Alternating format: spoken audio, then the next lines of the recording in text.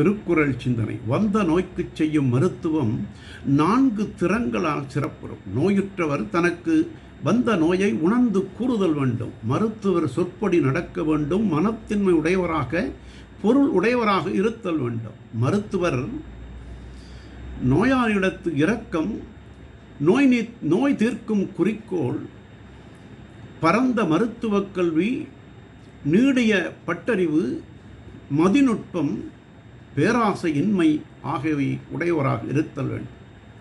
மருந்து சுவையும் வீரியமும் உள்ளதாக இருத்தல் வேண்டும். எளிதில் கிடைப்பதாக இருக்க வேண்டும்.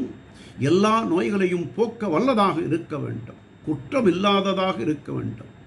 உழைச்செல்வானாகிய பக்கத்திலிருந்து கவனிப்பவர்கள் நோயாளியின் குறிப்பறிய வேண்டும். மருந்து கொடுக்கும் முறைகளை தெரிதல் வேண்டும். திருந்திய பண்பு உடையவராக இருத்தல் வேண்டும்.